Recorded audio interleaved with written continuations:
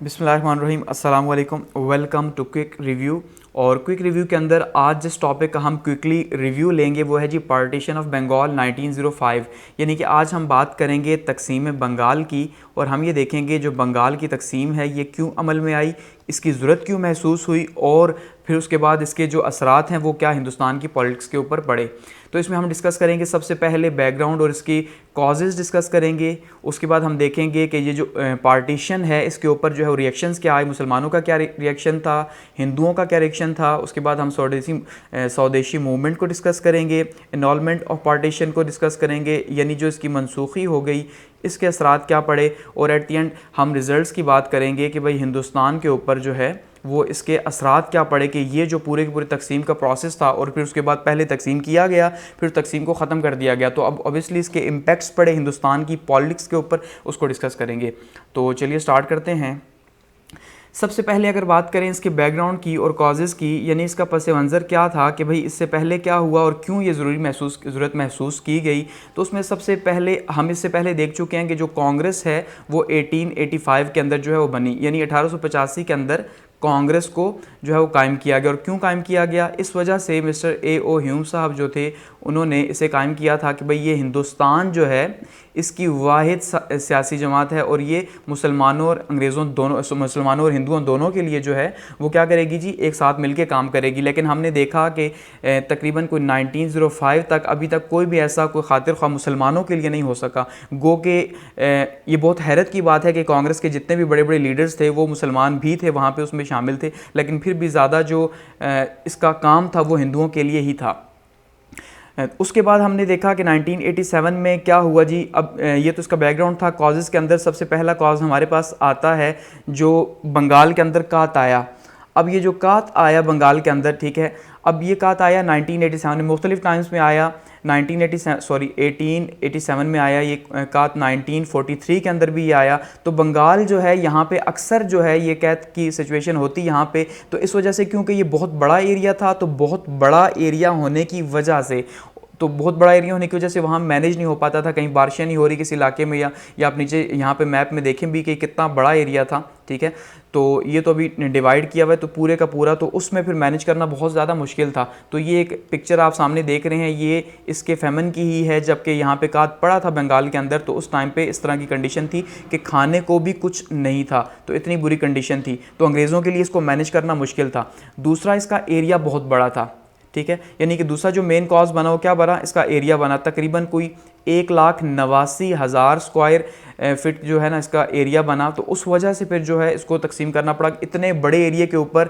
अब आप देखें अगर यहाँ पे सेंटर है तो यहाँ से इसको मैनेज करना इस साइड पे या इस साइड पे ये कोई आसान काम नहीं। दूसरा, इसकी जो आबादी है वो बहुत ज़्यादा थी, तो आबादी भी ज़्यादा होने की वजह, यानी तकरीबन इसकी अगर आबादी की बात करें तो 78 to 80 मिलियन इसकी जो है आबादी थी। यानी उस टाइम के हिसाब से आप कह लें कि तकरीबन अगर ये 80 मिलियन पॉपुलेशन है तो इतना बड़ा एरिया जो है और उसके ऊपर इतनी बड़ी आबादी, इसको मैनेज करना कोई आसान काम नहीं था। तीसरा, एडमिनिस्ट्रेटिव रीजंस की वजह से इसको तकसीम किया गया कि अब भाई ये जो इंतज़ामी मामलात थे इतने बड़े सूबे में इतनी बड़ी आबादी के ऊपर मैनेज होते नहीं थे, तो इस वजह से जो है उस टाइम पे बहुत ज़्यादा ज़रूरत महसूस की गई इस चीज़ की कि इसको तकसीम कर दिया जाए। तो ये कुछ क्या बने जी, कॉजेज़ बने, यानी ये वो वजूहात थी जिन वजूहात की बिना पे जो है वो इसको जो बंगाल है इसको तकसीम करने का फ़ैसला किया गया। आगे बढ़ते हैं। अब अगर बात करते हैं जब इसको तकसीम कर दिया गया और तकसीम किया गया लॉर्ड कर्जन साहब के ज़माने में, ठीक है जी, तो लॉर्ड कर्जन साहब ने इसको तकसीम कर दिया। अब इसके रिएक्शंस हुए कुछ। अब क्योंकि जब तकसीम किया गया तो तकसीम एक साइड पे ईस्ट, दूसरी साइड पे वेस्ट आ गया, ऐसा ही। अब एक साइड जो थी वो लगती थी बे ऑफ बंगाल के साथ। अब यहाँ से आपने समझना है कि आपको तब रिएक्शंस की ज़्यादा समझ आएगी। अब जो बे ऑफ बंगाल के साथ लगती थी, तो बे ऑफ बंगाल जो है ये समंदर का एरिया था, तो जब समंदर का एरिया था तो जितनी भी फैक्ट्रीज़ वगैरह थी, जितना भी यानी कि इंडस्ट्रीज़ जिसको हम कहते हैं, वो सारी की सारी इंडस्ट्रीज़ जो है वो समंदर के साथ थी, क्योंकि इंडस्ट्रीज़ जो हैं उनको क्या चाहिए होता है, पानी चाहिए होता है, तो वो इस साइड पर थी। इसका मतलब ये है कि वो इंडस्ट्रीज़ थी किसकी, वो इंडस्ट्रीज़ थी हिंदुओं की। अब हिंदुओं की क्यों थी? क्योंकि मुसलमान तो वैसे ही उनका रवैया पैसे से बहुत ही ज़्यादा उस टाइम पे भी, आज भी आप देख लें उस टाइम पे तो पहले ही पैसे ज़्यादा दूर भागते थे, लेकिन वो हिंदुओं ने जितनी भी इन्वेस्टमेंट की हुई थी इस एरिया के अंदर की हुई थी, तो अब तकसीम किया गया तो यहाँ पे मुसलमानों की आबादी ईस्ट के अंदर ज़्यादा हो गई, तकरीबन कोई 18 लाख के करीब यहाँ मुसलमानों की आबादी बनी। तो मुसलमानों को एक अलग से सूबा मिला, तो मुसलमानों के लिए तो बहुत ज़्यादा खुशी की बात थी। तो इसका मतलब जो मुस्लिम रिएक्शन था वो बहुत अच्छा था कि मुसलमान इसके ऊपर बहुत ज़्यादा खुश हुए कि चलो भाई अब उन्हें भी जो है कोई ना कोई स्टेक मिला, कि वो पहला जो इतना बड़ा सूबा था उसमें वो हिंदुओं के ज़रिए असर थे, तो अब एटलीस्ट ये है कि मुसलमान आज़ाद होंगे और हिंदुओं के ज़रिए असर नहीं होंगे। लेकिन दूसरी साइड पे जो हिंदू थे, अब हिंदुओं के लिए ये बात एक्सेप्ट करना बहुत ज़्यादा मुश्किल था। क्यों मुश्किल था? कि अब जो हिंदू थे, अब ऑब्वियसली उन्होंने यहाँ पे इन्वेस्टमेंट की हुई थी, अब उन्होंने जब देखा कि सारे का सारा कंट्रोल जो है वो सारा कंट्रोल अब मुसलमानों के पास चला जाएगा, तो ये उनके लिए बहुत ज़्यादा बुरी बात है, और वो इसके लिए मेंटली तैयार भी नहीं थे, क्योंकि इससे पहले वो रूल करते आए थे मुसलमानों के ऊपर अपनी इंडस्ट्रीज़ के थ्रू या अपने पैसे के थ्रू। तो अब जब मुसलमानों का टाइम आया तो ये बात उनको काबिल कबूल नहीं थी, इसलिए जो हिंदू थे उनका रिएक्शन बहुत बुरा था। साथ में जो कांग्रेस थी उसका रिएक्शन भी अच्छा नहीं था, क्योंकि कांग्रेस के ऊपर भी हिंदुओं का असर ज़्यादा था, सिंपल। तो इसका मतलब ये है कि फिर हिंदुओं ने कांग्रेस को प्रेशराइज किया कि भाई हम आपको वोट देते हैं, आपके साथ चलते हैं, तो ये देख लो आपकी वजह से जो है ना क्या हो गया। तो इन्होंने फिर और ज़्यादा कांग्रेस को प्रेशराइज किया, तो कांग्रेस ने भी फिर जो है इसके ऊपर रिएक्ट किया।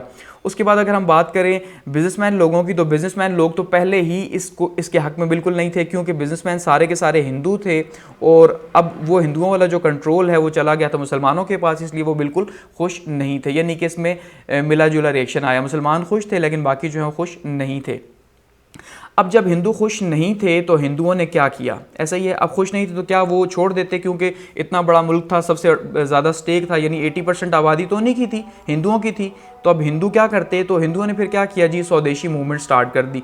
स्वदेशी मूवमेंट मतलब कि भाई जो चीज़ें भी देश से बाहर की हैं, ठीक है, देश मतलब मुल्क, जो भी चीज़ें मुल्क से बाहर से बन के आती हैं, स्पेशली ख़ास करके कपड़े की बात यहाँ की गई, ठीक है जी, यानी टेक्सटाइल की बात की गई, क्योंकि टेक्सटाइल एक बहुत बड़ी इंडस्ट्री थी ब्रिटिश गवर्नमेंट की भी, कि वो बाहर से बना के कपड़े यहाँ आके सेल करते, यहीं से रॉ मटेरियल लेके जाते।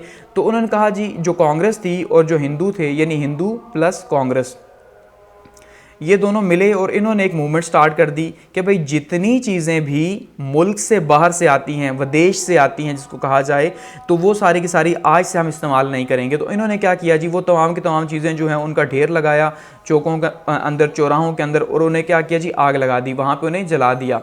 और ये मूवमेंट करते करते पूरे हिंदुस्तान के अंदर फैल गई, उसमें कांग्रेस ने बहुत ज़्यादा हिस्सा लिया। इवन यहाँ तक कि औरतें भी इस मूवमेंट के अंदर, ये स्वदेशी जो मूवमेंट थी इसके अंदर शामिल हो गई। मुसलमान शामिल नहीं थे क्योंकि मुसलमानों को तो फ़ायदा था, लेकिन हिंदू जो है, हिंदू पार्टीज़ जो हैं वो शामिल थी। उन्होंने मुख्तलिफ तरह की मूवमेंट्स जो हैं वो स्टार्ट कर दी। जैसे आर्या समाज की एक मूवमेंट स्टार्ट हो गई कि भाई हम आर्यंस हैं, हिंदू जो स्टार्ट में जहाँ से आए थे, यानी आर्यंस खुद को मानते हैं आर्यन नस्ल से, तो इनका भाई हम जो है वो अपना राज लेके आएंगे। तो ये इन्होंने इस तरह की मूवमेंट स्टार्ट कर दी और अंग्रेज़ों को जो है बहुत ज़्यादा प्रेशराइज़ किया। ये एक बहुत ही फेमस पिक्चर है उस टाइम की, कि आप ये देख लें, यहाँ चरखा मौजूद है जिसके ऊपर जो है वो कपड़ा जो है, ये धागा इसके ऊपर बनाया जाता है, और फिर धागे के बाद कपड़ा। तो इन्होंने क्या किया जी? ये इसी तरह के चरखे जो है अब आपको इंडिया के उसके झंडे के ऊपर भी नज़र आते हैं, तो वो लेके सामने आ गए जी, और उन्होंने बाज़ारों में, चौकों में, चौराहों में इस तरह के चरखे लगाए, बताए कि भाई हम अब अपनी चीज़ों को प्रमोट करेंगे, ना कि अंग्रेज़ों की चीज़ों को प्रमोट करें जिससे हमें कोई फ़ायदा नहीं, क्योंकि वो भी हमारा ख्याल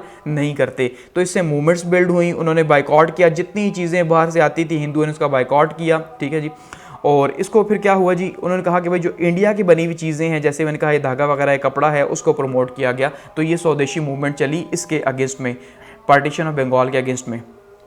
इनॉल्वमेंट की बात करें कि भाई 1911 के अंदर जो है वो इसको तकसीम को तनसीख क्यों कर दिया गया, या मनसूख क्यों कर दिया गया, कैंसिल क्यों कर दिया गया, तो उसमें देखें सबसे इंपॉर्टेंट, अब जब इतना ज़्यादा स्वदेशी मूवमेंट के थ्रू प्रेशर बिल्ड किया गया, तो उस प्रेशर को अब बहुत ज़्यादा मुश्किल था अंग्रेज़ों के लिए, ठीक है, कि वो उस प्रेशर को मेंटेन करते, क्योंकि अंग्रेज़ यहाँ पे हुकूमत करने तो नहीं आए थे, हुकूमत के पीछे एक पर्पस था, और पर्पस क्या था? बहुत सिंपल, पर्पस बिजनेस था कि भाई उन्होंने पैसा कमाना है। तो अब जब उनकी चीज़ों का ही बाइकआउट हो गया, हिंदुस्तान के अंदर 6 साल से बाइकआउट चल रहा था, तो उन्हें किसी किस्म का फ़ायदा था नहीं, उल्टा नुकसान था। उल्टा जो है वो सिविल डिसोबीडियंस की मूवमेंट चली हुई थी एक किस्म की मुल्क के अंदर, तो ना कोई टैक्स दे रहा था, ना कुछ और था, हिंदुओं की 80% आबादी उन्हें मान ही नहीं रही थी।